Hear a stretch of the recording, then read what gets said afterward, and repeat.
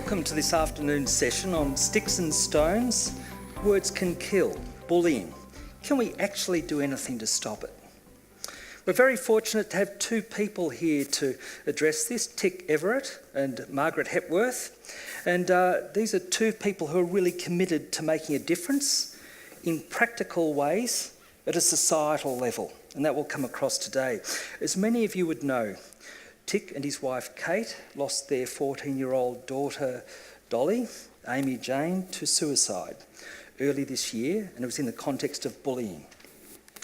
They've inspiringly gone on to start the Dollies Dream Foundation, and this is designed to help the community, help educate the community about the impact of bullying on young people and their families.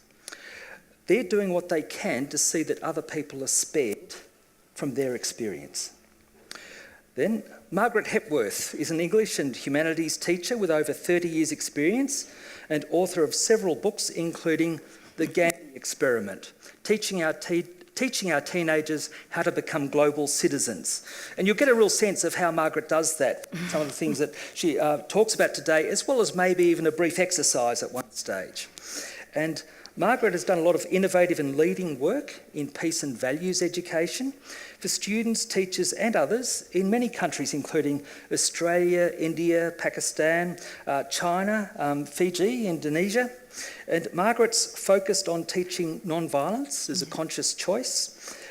She received the 2016 Sir John Monash Award for Inspirational Women's Leadership. And as you'll see, Margaret doesn't need unleashing. Margaret comes unleashed. She's got a lot of energy, and you'll pick up on that. It's inspiring, the messages that she'll be giving us.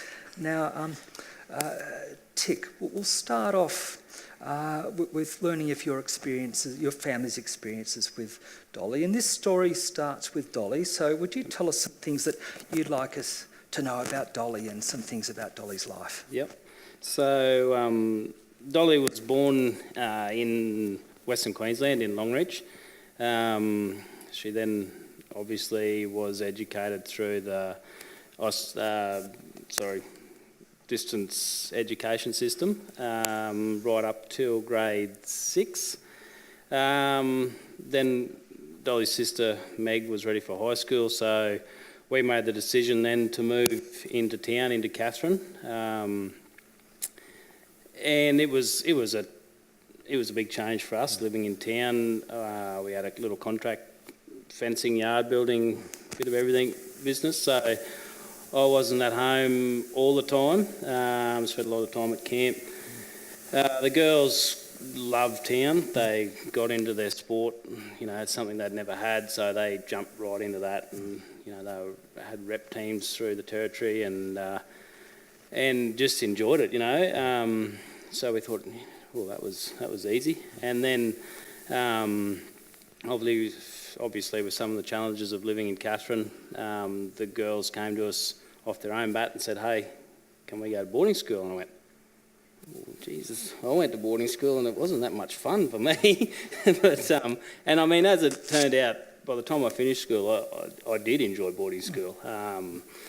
But I myself was like, "Oh, I don't, you know, these are my little babies, I don't." Anyway, righto. Well, how are we going to go about this? So Kate and I sat back and righto, and Meg being the little leader that she is and the little organised one, and Dolly being the little scruffy-haired ruffian that seemed to attract everybody. They sat down and we said, righto, well, you come up with 3 schools each that you would both like to go to, and we'll go from there. So they did that, and I think it was the next night they fronted up and kitchen table for dinner, and blow me down, they had the 3 same schools but in a bit of a different order, and I thought, oh, that was easy. And so the school they chose was both their second choice, so we said, righto. So we got into that, we got them into school. We decided, you know, boarding school's obviously very expensive. In excess of 80 grand a year it was costing us to have both the girls away. So we made the choice then for Kate to come back to camp with me. one, it saved us a lot of wages. Two, Kate and I were together. And three, we could afford the boarding school. So we did that. Then the girls got down to sport, into their sport again. They seemed to enjoy it. And we thought, this is good. But obviously, little bush kids, yes, they'd been in town for 12 months, but the rural community of Katherine was a lot different to, obviously, a more metropolitan sort of a environment. So it took a bit of adjusting, and Dolly was Dolly. There was no, you couldn't bend her. She was Dolly. She had big hair. She was, she didn't care what. Well, this is what hindsight. We didn't think she cared what anybody thought of. She must have had a real spirit too, because she was the face of an Akubra campaign, wasn't she? A number of years. Yeah, they were lucky enough to be involved in that, and I don't think that there's been a lot of speculation in the media that you've let your daughter become this model throughout the world and blah blah blah, and you've set her up, and I'm like, well, to be honest, it was a photo shoot in the back of Brunette Downs when we were in a stock camp, and to us it was we didn't think twice about it, so we, there's no good passing the blame on anything, I don't think, but once they got to school, they, once they got down to school, Dolly being Dolly, she wouldn't bend off what she believed, and that's the way we brought our kids up. If you believe in something, then you stick to it, and as long as you're kind and you're genuine and you've got good reasons, well, there's no reason to change. And anyway, as time went on, there was a few issues that we dealt with at school, and believed that the school was dealing with themselves. There was a physical altercation, and Dolly came home.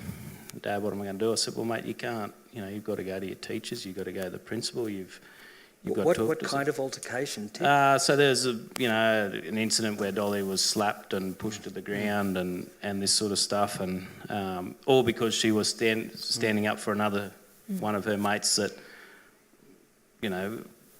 had other issues, and Dolly's like, hey, you can't say that about that person. That's it's not nice, and leave her alone. She's my friend, like little 13-year-old girls do. So anyway, Dolly went back to school for the next term, and it went on and on and on, and then there was a lot of names that, when she told me, I was like, really? Like, kids that age, do they even know what that word means? Do they even know why someone would say that about someone else? I think to put it in context, we could even mention, I believe what it might have been calling her slut or something like that just seemed completely out of the blue, yes. Yeah. So, I mean, to me that was confronting, and I'm thinking, and I couldn't fathom it, and especially looking back now, there's so many different avenues we could have and should have gone up, but you think, you're right, mate, you're the bigger person, keep stand up for yourself, and, it'll be fine. And so Dole did that, and then obviously they were walking along a line, cut it short, the little fellow was walking along behind her, pushing her, pulling her hair, calling her names. Dolly's turned around, bang, knocked him over. Straight away, Dolly becomes the bully. She becomes the bad person. And she's devastated. She's like, Dad, I've stood up for myself. How come I've done this and this little fella's been doing this and his mates have been doing it and nothing's happened? But because I've done something to retaliate, now I'm in trouble. And I was like, yeah, well, I don't know how, and I didn't know how to answer that as a father. We didn't know what to do. We spoke to the school. They said, no, it's fine. We'll help them. We'll do this. We'll sort it out. So you believe that that's what's going on. And I think from there, it just deteriorated more and more. And deep down, Dolly was trying to become someone that she wasn't. Well, I think one thing that strikes me to this point, Tick, this could be any number of families. Absolutely. Couldn't it? The things that you're describing, Absolutely. many families would have Yeah. experienced something similar. Absolutely, and I Yes. think a lot of families do experience it, and a lot of families go through it, but they don't know they're going through it. So, But then there are other differences that you started to notice in Dolly. yeah, you know, she did start to become, and I mean, it didn't really appear to us, or to appear to me at the time, but, and I mean, I talked to a couple of people and they're like, mate, they're teenagers. Yeah. They change, they chop, they're this, they're that, they're something else next week. And I just kept going along with that thinking, oh, fair enough, how am I going to know? I'm only a young dad, you know. So I think in a way I did a bit of an ostrich approach and put my head in the sand and thought, you know, by the time she's 18, she'll grow out of it and it'll all be sweet. There were some really tough times for Doll at school towards the end of grade 9, or the end of last year, and it got that bad that we actually pulled her out of boarding. We just didn't know what else to do. We didn't feel the school was helping, and we thought, you know, what do you do? A couple of weeks out from the end of the year, what do you do? We were lucky enough to have some friends. Doll went and lived with them, and she seemed fine. She seemed to think, oh, you know, this bit of a day student thing, I can get away from it. I can talk to someone else at night that's not a teacher, that's not an authority figure, you know. So we gave her the option. We said, mate, do you want to do this next year? Do you want to change schools? Do you want to go back to boarding? You know, I can remember the conversation as clear as day. We were guarding cattle from one set of a yard back to another, ready to go to sales, and, you know, that was our afternoon job. And she's like, nah, Dad, I got this. And I was like, are you sure, mate? She's like, Dad, I just run around in 50-degree heat in 100% humidity for you for the last 2 days. I got this. And I was like, oh, geez, you know. And then I went back to the old thing. Shit, we beat them tough up here. You just got to work them hard, and then they settle down, and it all makes sense. And I was like, oh. I think there are even a couple of pictures that Dolly drew that would have given you heart, that she was quite a resilient kid too. Yeah. Yes. So the famous speak even if your voice shakes picture. There's a lot of thing in the media. Yes. You know, this was her dying picture hours before. The picture's like 18-month-old art assignment or something. Like it was, you know.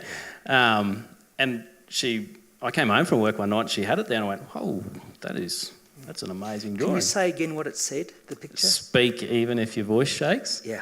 And I thought, you know, being a bull-fed dad, I went, oh, yeah, good mate. And what's that mean? She said, oh, you know, a little mate of mine at school's having a bit of trouble and, you know, this is my way of... And Dolly was a little arty person. She loved art and music and she's a little bit alternate and didn't mind if her hair didn't get a bath for a day or two. But, you know, that's what we loved her for. And I thought, geez. And I was, you know, looking back now, I think, geez, that was odd. The next day I came back from work and here's a beautiful black and white sketch of a Brahman cow with a calf. Yes. And I thought, gee, she is just talented. She's just, that's what she likes doing. So, forgot about it. Completely and utterly forgot about As a psychologist, you'd often think that's a healthy picture representing new life well, and hope. Yes. Yeah. And so, I mean, I think, and that's what I say to a lot of parents that either message or ring or you meet face to face. They go, what do we look at? And I go, I don't know. I missed it. You know, straight away, that's my first answer. Because then for your family, tragedy struck. Yeah, yeah. And in a way that couldn't readily be anticipated. No, and completely out of the blue. Completely out of the blue. You know, it was just a normal night. Stolestone to cook dinner. We played cards. Yes. And, yeah. And sadly, there are quite a number of situations where it seems that there's no stark or obvious lead up. And so what's striking here is what you and Kate are looking to do, to look to see that others are less likely to have that kind of devastating experience. And so this led you to set up the charity, Absolutely. Dollies Foundation. So tell us about that. Tell us a little bit about how you decided to create the charity and how you went about it. Straight away we thought, wow, what just happened? How did this happen? How did we get here? What can we do as humans to help the next person? That was sort of my, I just thought, geez, if this happened to me, it's going to happen to someone else. Unbeknownst to me, there's this whole, I don't know whether you'd call it an epidemic, I don't know, but there's a whole thing going on that I was completely unaware that there was even an issue with youth suicide or mental illness, whatever you want to call it. So to me, it was a good wake-up call. And so we sat down, Kate and I sat down underneath a tree out in the yard, and we thought, what are we going to do? And, we didn't want big heaps of flowers and all the rest of it, so we thought, we should donate it to the hay runners, because Dol was a little animal lover. And anyway, then we thought, well, if there is a bit of a problem here, why don't we see if we can raise a bit of money and we'll give it to a kids' helpline or a lifeline or something. So that's what we set out to do at the start.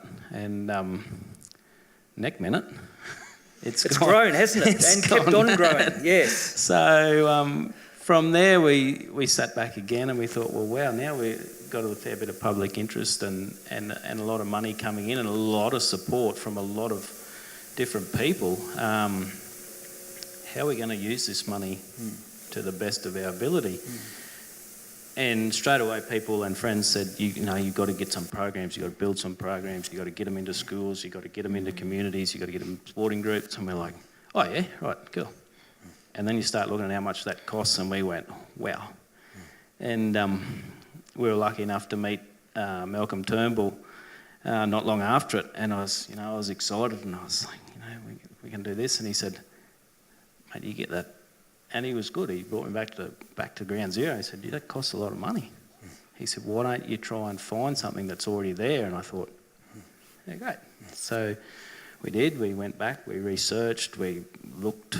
We were lucky enough to get an introduction through a Cobra to the Alana Madeline Foundation, which is it's an amazing charity with, as it turns out, exactly the same morals, views, and living goals. with a charity that started off again with tragedy. Of, a parent losing absolutely his partner and daughters. Yeah. So from there, we've just we've been so lucky with the support, one from Alana and Madeline family, but two from Australia, regional Australia, massive droughts, terrible sheep prices, wool prices, cattle prices, but the giving from rural Australia has just been amazing. So a couple of things here too. You have some brochures and some written material here that people can pick up at the end. It's on a chair over there that describes some of the programs that Dollies Foundation is involved with, and there's I think a program called eSmart is one of them. So that relates to bullying on social media. So that's a school-based program. Yes. In our opinion, it's the best. That's why we've backed it. So basically, it goes into a school. So a person goes to that school, they deliver the program. It's age-based, great, So there's a different one for preschool, primary school, secondary school. McDonald's have actually just taken it up. They're the first workplace to take it up. So every McDonald's store in Australia, good on them, I reckon, has implemented eSmart. It basically... It teaches the teacher what to do, the student what to do, the parent what to do. We'll have a chance at the end with questions to sort of for you to elaborate further, Tick, on some of those practical things. But just to mention as well, it was a week or two ago where Tick was in Melbourne addressing 550, was it principals or high school teachers? High school, teachers. boarding school. That's right. Tick will be on Sunrise next week. Talk about getting out a message and looking to back it up with very practical interventions and efforts, and linking in with the Alana and Madeline Foundation. So there'll be a chance to ask some more questions about that down the track as well. And we'll be very, very shortly moving on to Margaret's story. But is there any one or two questions, burning questions at the moment? There will be time for questions at the end, just in case someone wanted to ask a question of Tick just at the moment. Yes. Yes, that's coming.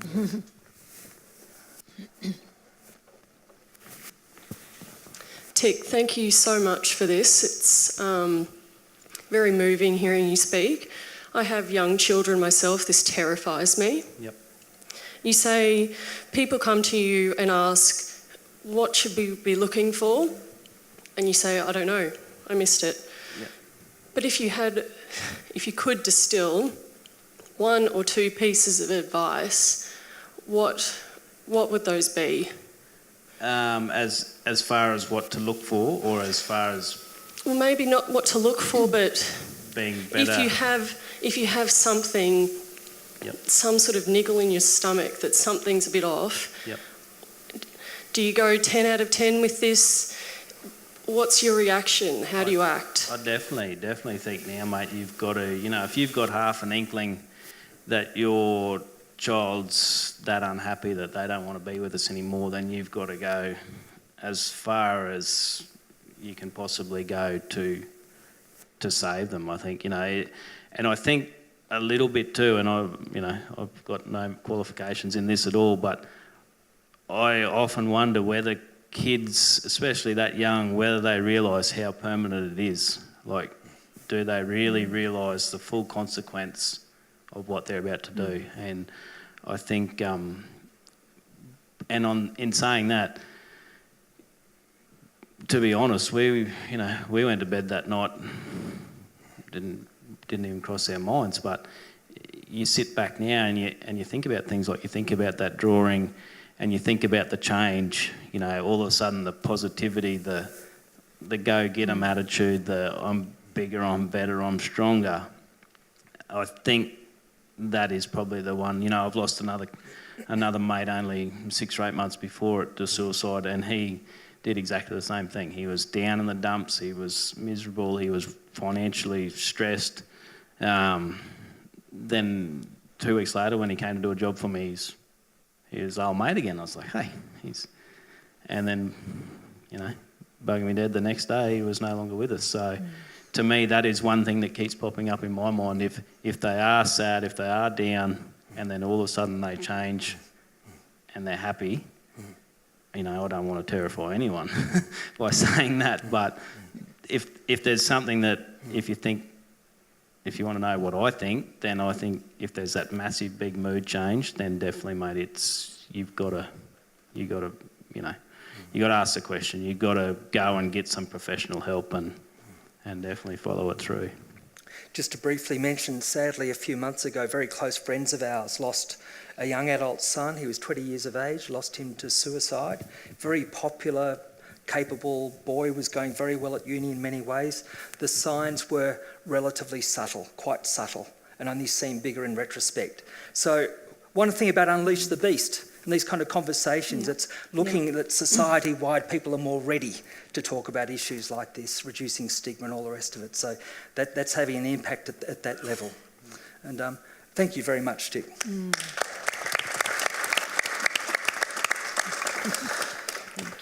And now, Margaret, you look to engage young people and teachers, but young people from many different countries, East and West, and how do you engage young people in discussing the issue of bullying? Like, what's in it for them?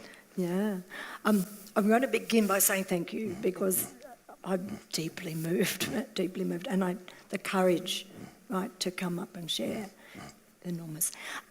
So my role, I've been in teaching for 30 years, and really I began asking myself a lot of questions. I was deputy principal at a school in Melbourne, and began asking myself a lot of really deep questions. And these were along the lines of, we say we're teaching kindness and caring and sharing and empathy and all these great things. And, you would, similar to what you're talking about and where that should take us. But when we look out into the big wide world, what are we seeing? And when our kids look out into the big wide world, I'll tell you what they tell me they're seeing because I ask them. They tell me, they talk about corporate greed, they talk about over-competitiveness, they talk about terrorism, war, conflict on every level. And so I sort of started saying to myself, well, what can we really do? So the question about, bullying, can we really do anything about it? I think we need to do more than what we are doing. And I think what I gave myself was an opportunity to step away from the frenetic life of a teacher and to give myself time. And I think as parents, we need to give ourselves time to observe, time to step back, time to think. We're always in this absolute rush in life, aren't we now? Everybody is. And I did that, and I stepped out and I began applying 30 years of living and working with teenagers. It's why I'm slightly crazy. But, really everything that I'd learnt over those years then came to the fore. And everything that we're now do with teaching our academics, so positive education, multiple intelligences, creative and critical thinking, I began applying it to values education. And I went, right, what can we do? What are the tools and strategies we need to make this shift? It was quite extraordinary. I've been on an extraordinary journey over the last few years. But to answer your question specifically to bullying, what's interesting is I don't walk in the door and say, we're talking about bullying. I walk in the door and say, we're talking about global citizenship. You're going to learn what it means to be a global citizen. And now part of what's happening there is that it's a strategy. You take children beyond themselves, like way out there. They love getting into the gutsiness of global issues. And then once you do this, you bring it back to me. What's my role? What's my responsibility? What's my relationship with other people? So it's a very lateral approach to teaching non-violence as a conscious choice. Once we do that, we then move to another session. It's called conflict resolution. And this becomes... Just to check something, Margaret, and you've highlighted in our discussions too that once you get at that global level, like you're describing, that seems to really engage the students. Yeah. How do you get it to that global level? How do you get the conversation there? Oh, it's not so hard. Yes. You literally, begin talking about what are the global issues. I show them a lot of film clips. We use film clips. This is what's known as, the multiple intelligences. I don't know if some people will be aware of this. So you're engaging an audience, that's your kids, through, some people are audio learners. But some people will sit and listen to me talk forever, and that's fine. Others of you will need something visual. So film clips. Critical thinking, we use provocations. I'll give you a quick example. Yeah, sure. Quick example of that is, did anyone hear on the news this morning that Australia is introducing a two-child policy by the year 2020? Did anyone hear that on the news this morning? And they go, what? Because now what we're using is another strategy. And the strategy is, the research tells us human beings will not do anything. They won't take action until they feel something. Climate change is a classic example. We've known about climate change for 20 years. We won't do anything about it, take really proper action till we feel something. So we use provocations, we use different ways of, I say to them, did anyone hear about it on the news? They go, no, and I say, no, because it's not happening. But that's after we've teased it out and we've looked at all the pros and cons. So we take them to these big global issues, but I'll tell you, because you're saying, but what's this got to do with bullying? It has everything to do with bullying. So today at Toowoomba Anglican College, year 4, 5 and 6, I would say to them, after talking about global issues, I'd say, well, what is it that you want for the world? And some kid says, you know, in front of everyone, he says, I want everyone to be treated the same.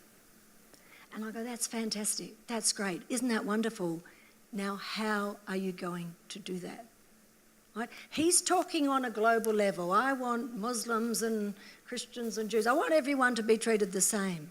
And it's like, well, let's bring that home. Let's bring that to your school. Let's bring that to your classroom. Because if that's what you want for the world, change begins with me.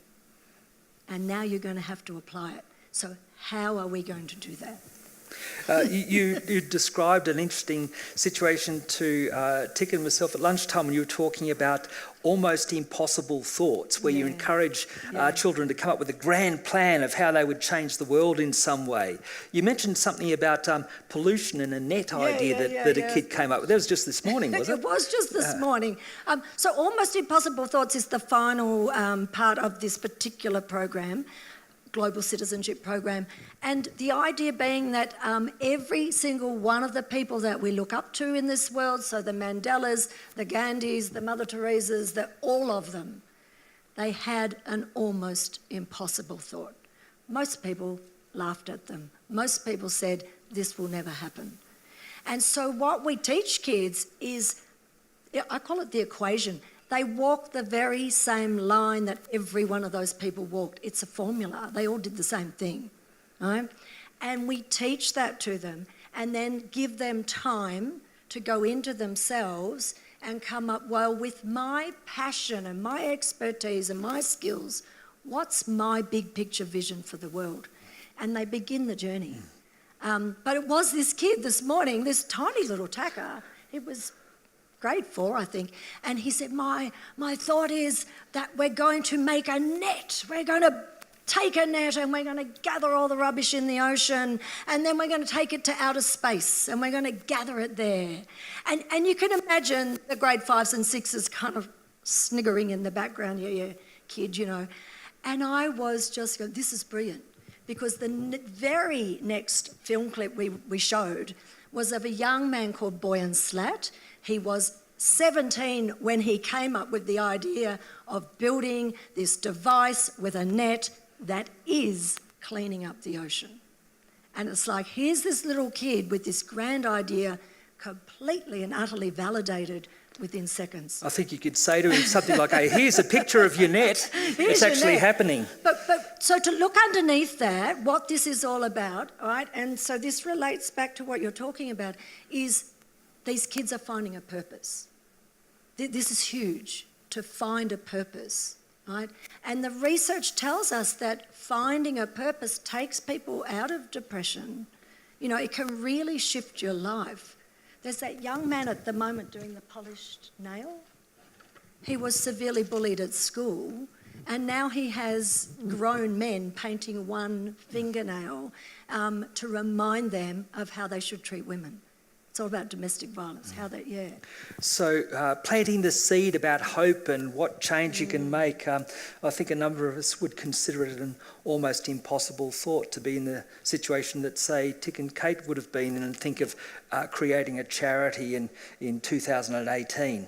I think that's an example of when people have a vision of something that they can do, and you're inculcating that from an early stage. Yes. So one of the things that you've highlighted in your book as well is this benefit for kids of self-understanding. Yeah. They want to understand themselves more. Not all parents would think that if they walk around grunting and seeming to ignore things or not looking to be engaged in certain discussions, maybe at home or whatever, but you're saying that you're finding that you can readily engage them in things that help them know more about themselves. Absolutely. I can't tell you how many times I would love, particularly for the media, to be in the room when these kids are telling.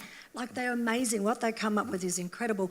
But yes, you're right. One of the things is to know yourself really well, to learn more about yourself, to learn more about the way I learn. And in particular in relation to bullying, and we go deeply into this, it's what angers me, you know, what are the things that really kind of tick me off?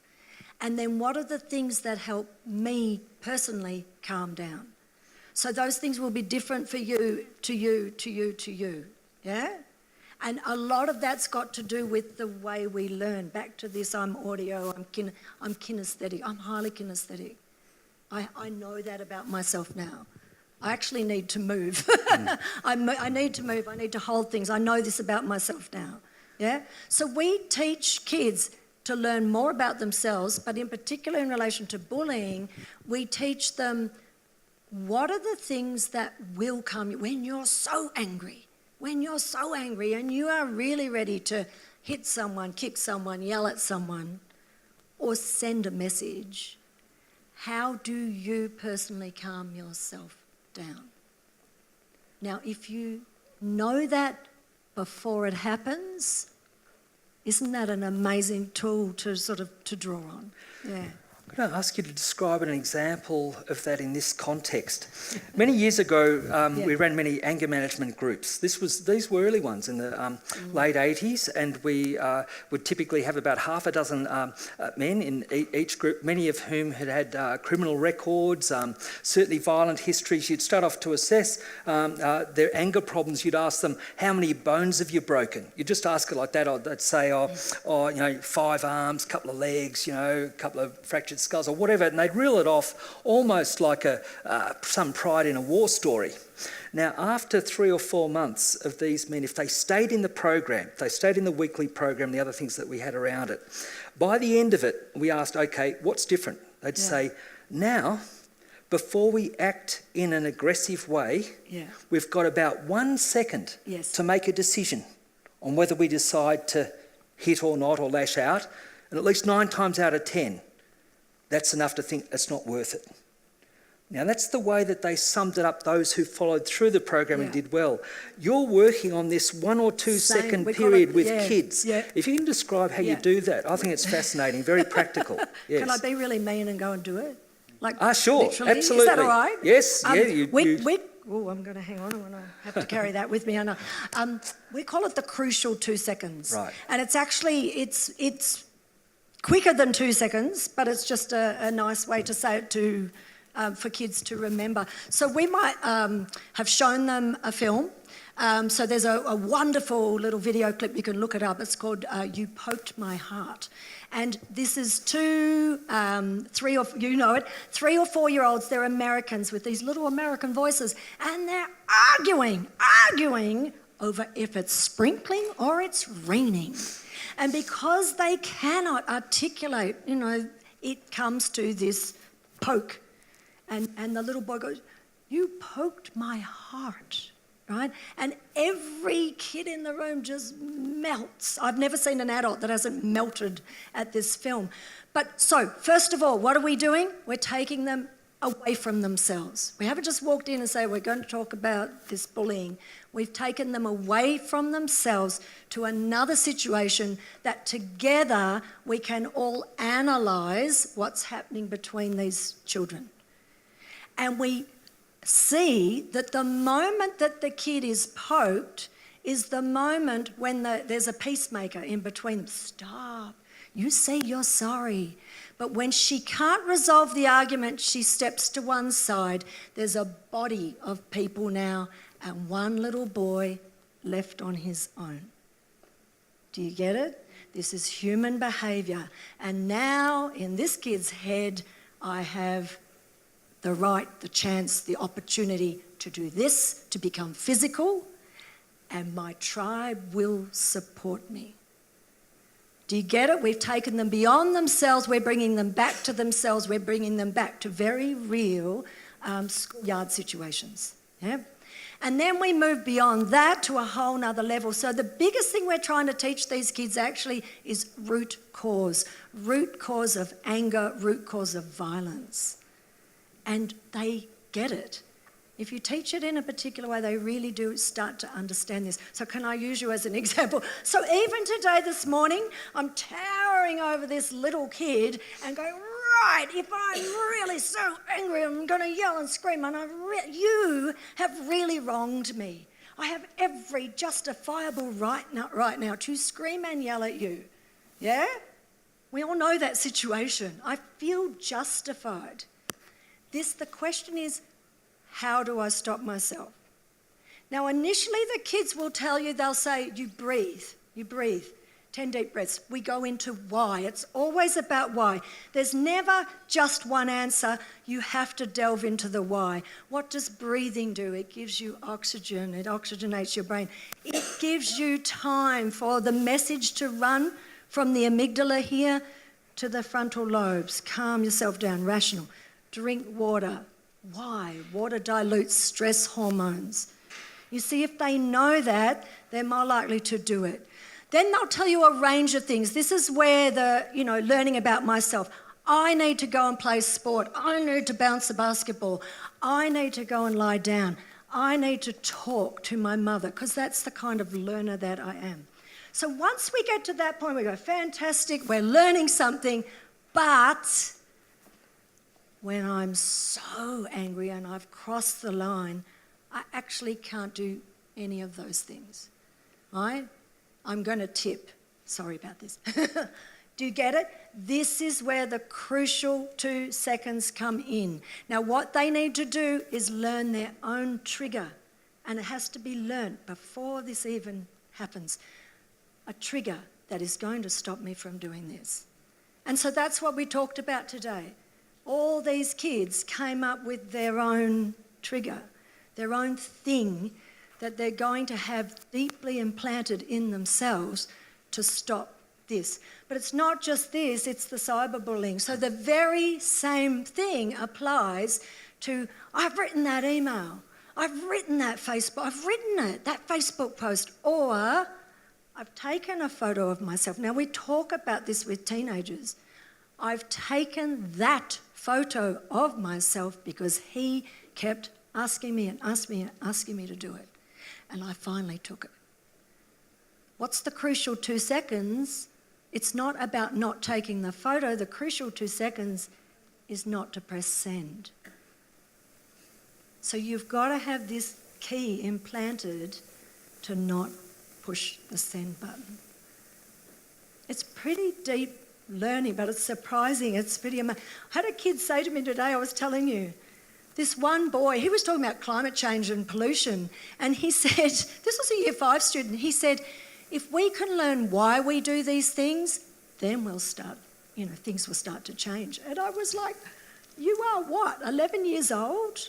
That's crazy. It's fantastic. Yeah. And that's the thing, Margaret, it's beyond information, isn't it? It's looking to help people have the experience that they can choose something different, and recognising it comes down to that 2 seconds. Who knows, the idea might spread to people on radio before they say something into the microphone, as has come up as a big theme in the last week. It's true, it's real. It's as relevant to adults as it is to kids. Actually, do you have any thoughts about that, like that, some of the modelling that kids are exposed to? And there was that example, of course, with Alan Jones during the week, but we could also say federal parliament, often in question time. Do you have any thoughts or comments on some of the models that children are exposed to? Everywhere I travel, so Australia, India, Pakistan, it doesn't matter, I ask them, how come we know more about the bad stuff and not enough about the good stuff? And every single country I go to, these kids will tell me that the number one reason, I don't know if you can guess it, the media. The media has got them in overwhelm. Now this is, media on TV, news, whatever, and social media. They're in a state of overwhelm. Then the second one they tell me is our world leaders. So again, I stepped away, I gave myself time, and I created something called collaborative debating. Because when you look at root cause, right, to really change things, we have to change some of the structures in our schools. See, again, we say we're teaching caring, respect, and then we teach them debating. Do you know where our politicians have learnt to do what they do? I'll tell you, they learnt it at school. And they carried it through, and they came into an arena, the political arena, which says it's okay to act like that. But they learnt it at school. So I've created something called collaborative debating, which is non-adversarial debating. It's about respect, and it's about the win is solving the problem, not ripping you to pieces because you're my opposition. Yeah. Before we opened up to questions in a minute, I'd be interested, do either of you have comments on how we can reduce the bystander effect? You know, kids standing by, seeing others bullied or mistreated, and that notion that kids who observe that and do nothing, that's part, or adults in a workplace who observe and do nothing, that's part of the problem. Sure. Do you have any comments on that? You go. We talk, the bystander effect is talked a lot about in schools. All schools talk about the bystander effect. Again, I think in this way of looking at bullying and non-violence as a conscious choice, I show them a video clip. It's about dolphins. It's actually about human beings rescuing stranded dolphins. And again, we analyse what every single person on that beach does, because they're the people who go straight in and help, and then there's all the bystanders. And it's really interesting watching what happens once that pattern is broken. So we talk about it, we analyse it. One thing that comes out of that video clip is one of the best sayings, the most impactful sayings. It's don't judge, be curious. Don't judge other people. So this comes right back to bullying issues. Don't judge other people. Start asking questions. Why does that kid act differently? Why what's going on for mum today that she seems pretty upset? It's a whole different approach. Yeah. Great. Yeah, Tick, would you have any comments on the bystander effect or ways of addressing that? I think from a school student point of view, I think a lot of kids, they see a schoolyard fight or whatever, like we've seen so much of it in the media lately, and people uploading them and whatnot. And I think a lot of kids stand back, and I've had a few personal Facebook messages about it, and a lot of kids say, but we don't want to intervene because we don't want to be the next victim. Yeah. We don't want the bully chasing us. And I think that's the thing that we have to turn around. If we can get the kids to think, hang on, there's 10 of us, there's only one of him. Yeah. I think we can slowly change that around. That's, I don't know. I absolutely agree with you. I just want to add, slightly different to the bystander effect, it's back to this idea that our kids are facing overwhelm. And so when we look at people who bully, again, ask the questions. What is going on for that child? Why are they doing this? Is actually the better question than how do we need to punish them. What's one brief example of that a kid might have come up with for that they've given themselves for? Why might that kid have done that? An example might be of their answer to that. Yeah, they're wondering why they've done that. They're wondering why the other kid might have done that.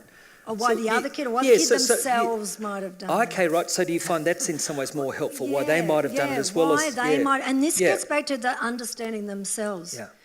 But it's difficult. It's not easy. And it's not easy for a child. Really what we're trying to get them to understand, that all of us, so not just kids, all of us act out of pain. Right? There are times, this is this overwhelm. Kids arcing up, teenagers arcing up, they're acting out of this overwhelm and despair. That's a pain. So the kids that are bullying, we know were often bullied themselves, or there's something else going on in their lives, something that's happened, and we need to keep asking the why. What has happened for them, then how do we change it? As far as what do they say, often they don't really know themselves why they're doing it. Yeah. Encouraging the question. Yeah. And now's a good time to open up for questions and comments,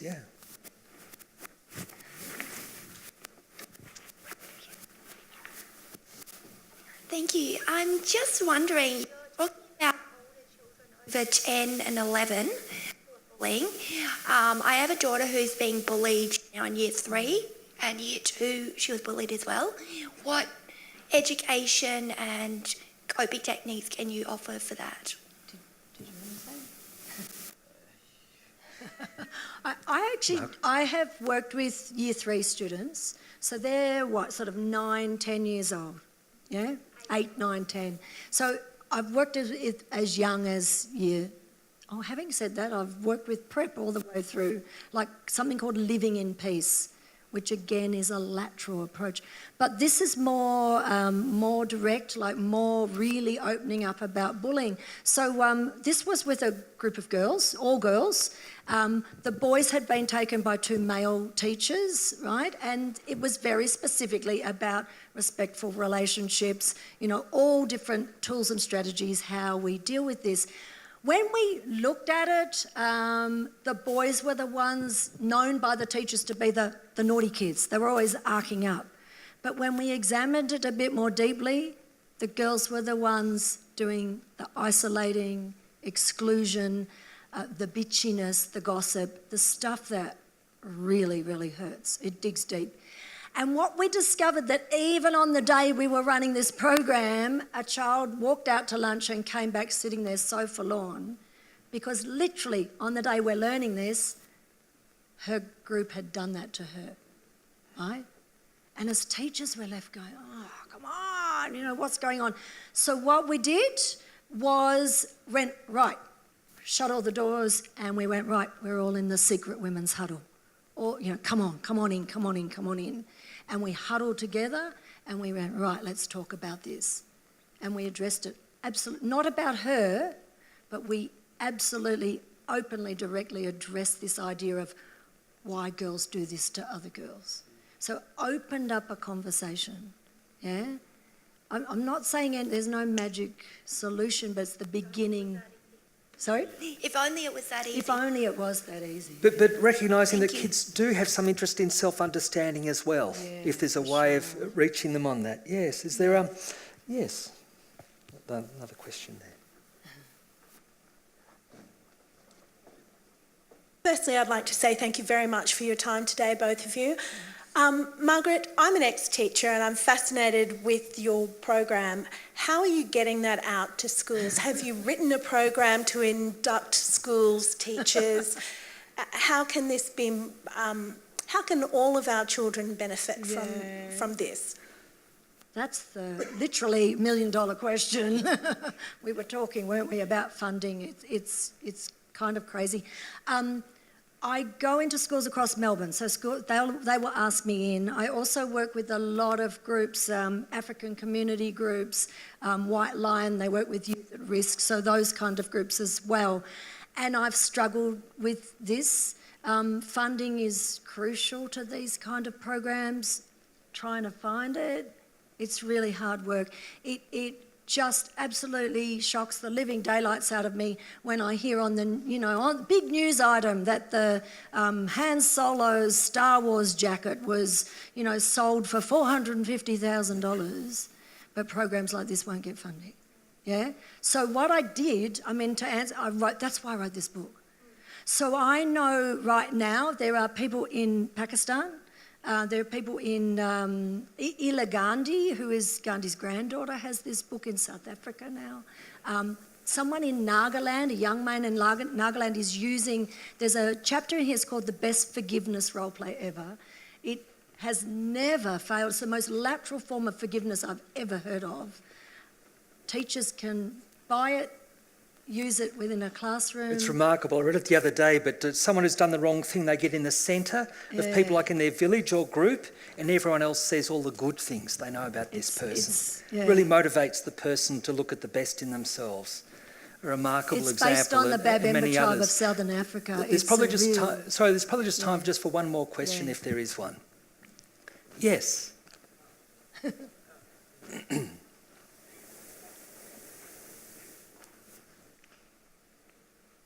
Yeah, I am just a volunteer today, but I thought this question could benefit some other people. So you're talking about how news outlets put a negative image in, or like a negative image into many younger people's minds. So what would your advice be from about watching the current affairs? Limiting it, cutting it out. So I'd be interested to know. That's a really, really good question. Did you want to talk on that? I think it is a brilliant question, mate. I think from my point of view, I think a lot of it comes back to the parental carer, the adult figure in the house influence on on that young mind. I think if you're prepared to let your child sit there and watch, you know, probably shouldn't name names, but, you know, The Bachelor or something, you know, where it seems to me like that negativity is, you know, even my kitchen rules. Like, they go to someone's house and they all sit there and bicker and whinge and bitch and carry on because she didn't cook the scones right or whatever. Like, when it first started, that show, it was all praise about, geez, how did you do that? What did you do? You know, so I think as a parent or a carer, you've got to go, what is the right thing for my child to be watching? And I don't know how we change the spin on the media to get to that. Like, you know, there's been a couple of media outlets that have contacted me to go and talk, and I say, well, you take Home and Away off the TV and I'll come and talk to you, you know. Like, all you're doing is promoting exactly what I'm trying to prevent. So I do honestly think it's an adult thing that we need to, you know, get our kids to watch the right thing. So certainly it's part of our motivation of the show Destination Happiness, to look at uplifting stories. It's the kind of show that we'd be looking to interview people like Margaret and Tick, as you can imagine. Now, I'm going to bend the rules a bit to stretch it by 1 minute. Now, Charlie Scudamore, I know that you've got a question, did you, or comment? Great thing about that. Is this on? The forgiveness thing you were talking about, where the community puts them in the centre and tells them the good things. Yes. It just sparked off in my mind. I do teach and I do deal with a lot of cases of students that make mistakes. And sometimes I think there's this desire and probably a need for society to punish the person who has made the mistake, who is the bully. Shame and humiliation are incredibly powerful emotions. And if you deal with a bully by shaming and humiliating, in my opinion, you deepen and exacerbate, you don't resolve. Yes. So I think at the end of the day, love towards the bully and actually compassion towards that goes a long way, I think, to preventing bullying in the first place, because that has a contagion effect as well. So I think society in a way has got to look at this. I look at prison systems. I know I'm dealing with good kids essentially, and I know there are tougher schools than the one I teach in, etc., etc. But essentially we've also got to think of not just the victim, but that person who's caused it. And I think if they know that whoever's dealing with them still loves them, and I know that sounds very powerful, that can change the behaviour and have an incredibly powerful contagion effect. So exactly what you just said, then how do you teach that?